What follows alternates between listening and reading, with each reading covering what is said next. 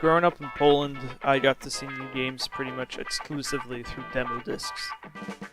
My mom would pick up magazines like Click and CD Action.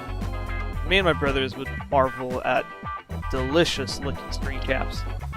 I remember there was one time we were going to order a game because I think one of them had like a Scholastic book fair type feature in the back.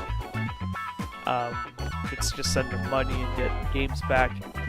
We're talking about pooling money together. I must have been like 6 years old, and I probably had like no more than 10 zloty, which couldn't have been more than $2 Canadian in that day.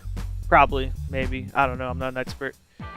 But regardless, I was really into video games, and we were just kids into video games. I saw a screenshot for Ignition in the new releases on GOG, and I felt it unlock something in the back of my head. I think it's something in my blood. Most of my immediate and extended family loves top-down racers. Like me and all my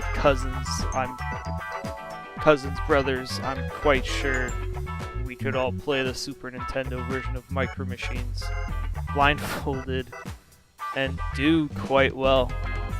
I have memories of sitting in my cousin's room 17 or 18 years ago in Poland going through these demo discs, and we were playing a polygonal top-down racer, split screen, and I remember there being a lot of yellow, and the first level of Ignition just happens to have a lot of yellow.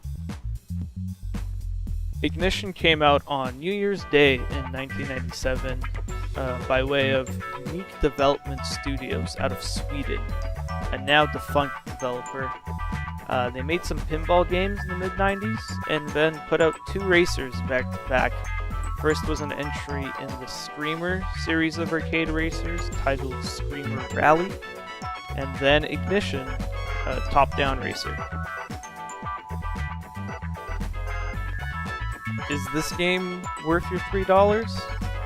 Probably not. There are newer, better looking, and better running games in this style. It's not the longest or most fully featured game by today's standards. You have your standard modes you come to expect. You got a championship mode, time trials, regular races. I did think it was kind of cool that there's an elimination style game mode where the last car of every lap gets eliminated every lap. All of these different game modes are playable in split screen, so you probably will find some mileage in there. Well-designed levels carry their weight, as each location is discernible and a different drive from the last. An emphasis on shortcuts and crazy jumps and crazy falls helps with the monotony of just holding down the acceleration key and boosting every once in a while, because there really isn't much else happening. The vehicles handle differently enough from one another, and each individual vehicle has its nice little sound clip quirks. Hitting the boost key while using the bus, for instance, plays a sound clip of kids cheering.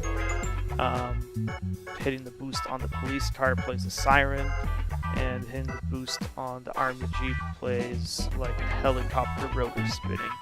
That's just to name a few. It might be worth some coinage, as you do get access to maybe some of the sweetest video game racing music I've ever heard. I'm using it as the background music for this video. It's some real good, like, locked in the 90s, hey, we listen to a lot of fucking British pirate radio, Rinse FM shit. It's pretty awesome. The purchase on GOG comes with them all nicely placed in a folder called Music. Just a bunch of odd affordable files for you to go fucking ham on. It's pretty great.